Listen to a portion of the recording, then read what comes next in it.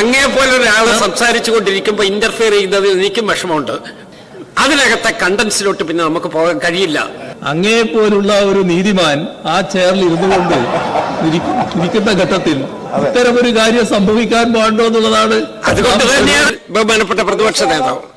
Sir, ഇവിടെ നാം ശ്രദ്ധിക്കേണ്ട ഒരു കാര്യം, പുതിയ ബജറ്റിന്റെ ഷെഡ്യൂൾ അവതരിപ്പിക്കുമ്പോൾ അതിനകത്ത് ഫിനാൻസ് ബില്ലുണ്ടായിരുന്നില്ല. അത് കാണിക്കുന്നത് പുതിയ നികുതി നിർദ്ദേശം ആലോചിച്ചില്ല എന്നാണ്. അപ്പോൾ പുതിയ നികുതി നിർദ്ദേശത്തെക്കുറിച്ച് യാതൊരു ആലോചനയും ഈ ബജറ്റ് തയ്യാറാക്കുമ്പോൾ തന്നെ ഉണ്ടായിരുന്നില്ല എന്നാണ് വ്യക്തമാകുന്നത്. പക്ഷേ ഒരു സ്വകാര്യ മദ്യ കമ്പനിക്ക് അമിതമായ ലാഭം കൊയ്യാൻ പറ്റുന്ന അവസരം മെല്ലെ ഇതിൽ തിരികിയിരിക്കുകയാണ്. ഇത് ഗൗരവമായ വിഷയമാണ്. സർ, നാം കാണേണ്ടത് 251% നിലവിലുള്ള നികുതി, അതാണ് 120% കുറക്കുന്നത്. സർ, 131% കുറവ്. സർ, എന്തിനു വേണ്ടിയാണിത്? ആർക്കു വേണ്ടിയാണിത്? നമ്മുടെ നാട്ടിലുള്ള സാധാരണക്കാർക്ക് ഇതുകൊണ്ട് എന്താണ് ഗുണം? സാധാരണ ജനങ്ങൾക്ക് എന്താണ് ഗുണം? സർ, അതുകൊണ്ട് തന്നെ നമ്മുടെ നാട്ടിലെ സാധാരണക്കാർക്കോ മനുഷ്യർക്കോ വേണ്ടിയുള്ള ഒന്നല്ല ഈ വന്നിട്ടുള്ള നിർദ്ദേശം.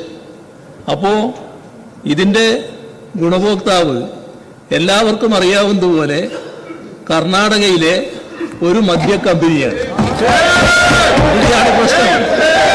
സർ, ഇവിടെയാണ് പ്രശ്നം.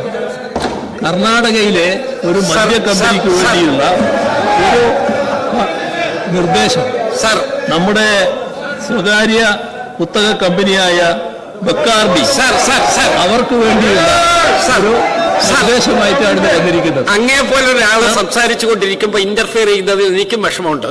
പക്ഷേ പറയാതിരിക്കാൻ നിവൃത്തിയില്ല. ഇവിടെ പ്രധാനപ്പെട്ട പ്രശ്നം എന്താ? അടിയന്തര പ്രമേയത്തിലുള്ള സാധ്യത ഒഴിവാക്കി.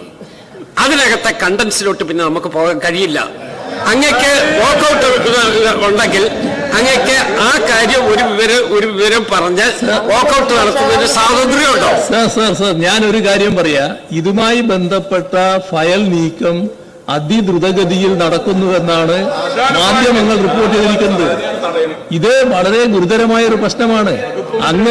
അങ്ങേപ്പോലുള്ള ഒരു നീതിമാൻ ആ ചെയറിൽ ഇരുന്നുകൊണ്ട് ഇരിക്കുന്ന ഘട്ടത്തിൽ ഇത്തരമൊരു കാര്യം സംഭവിക്കാൻ പാടുണ്ടോ എന്നുള്ളതാണ്. അതുകൊണ്ട് തന്നെയാണ് അങ്ങയിൽ നിന്ന് ഞാൻ നീതി ചോദിച്ചുകൊണ്ടേയിരിക്കുന്നത്. സർ, നമ്മുടെ നാട്ടില് സോഫ്റ്റ് ഡ്രിങ്ക് പോലെ സാർവത്രികമാക്കാനാണ് പോകുന്നത്. ഇതാണ് ഗൗരവമായ തരത്തിലും ഇത് അനുവദിക്കാൻ പറ്റില്ല. നമ്മുടെ നാടിന് വലിയ ഗുരുതരമായ പ്രത്യാഘാതമാണ്. അതാണ് സംഭവിക്കുന്നത് നാം കാണണം. ഇന്നും നാളെയുള്ള ചർച്ചകളിൽ നമുക്ക് ഈ കാര്യങ്ങളെ കുറിച്ചൊക്കെ പറയണമെന്നുണ്ടെങ്കിൽ പറയാം. ഏതായാലും ഇത് കൺക്ലൂഡ് ചെയ്യും. അങ്ങയുടെ റൂളിംഗ് ആണെങ്കിലും ഇതിന്റെ പിന്നിലുള്ള താല്പര്യം നമുക്ക് ഗവൺമെന്റിന്റെ നിലപാടാണ് എന്നുള്ളത് എല്ലാവർക്കും അറിയാലോ. അപ്പോൾ അതുകൊണ്ട് തന്നെ അങ്ങനെ ഒരു നിലപാടിലേക്ക് അങ്ങ് കഠിനമായി നിൽക്കരുത് എന്നാണ് എനിക്ക് അഭ്യർത്ഥിക്കാനുള്ളത്. അതല്ല, ഞാൻ നിയമവും ചട്ടവും കീഴ്വഴക്കങ്ങളും മാത്രമാണ് പറഞ്ഞിട്ടുള്ളത്. അതിനേക്കാൾ അപ്പുറത്ത് ഞാൻ നമ്മുടെ യുവാക്കളെയും വിദ്യാർത്ഥികളെയും ഒക്കെ ലഹരിയിലേക്ക് തള്ളിവിടുന്ന ഒരു പ്രശ്നമാണ്. ഇപ്പൊ ലഹരിയെ കുറിച്ച് ബഹുമാനായ ആഭ്യന്തരമന്ത്രി പറഞ്ഞു കഴിഞ്ഞതേ ഉള്ളൂ. ലഹരിയുടെ ആപത്തിനെ കുറിച്ച്. ആ ലഹരിയിലേക്ക് ആളുകളെ തള്ളിവിടുന്നതിനുള്ള ഒരു വഴിയായിട്ടാണ് ഇത് വരുന്നത്. ഇതാണ് നാം ശ്രദ്ധിക്കേണ്ടത്. സഹകരിക്കാൻ സാധാരണഗതിയിൽ പ്രയാസമുണ്ട് എന്നുള്ളതാണ് എനിക്ക് പറയാനുള്ളത്. ദയവായിട്ട് ചെയറുമായിട്ട് സഹകരിക്കും പ്ലീസ്.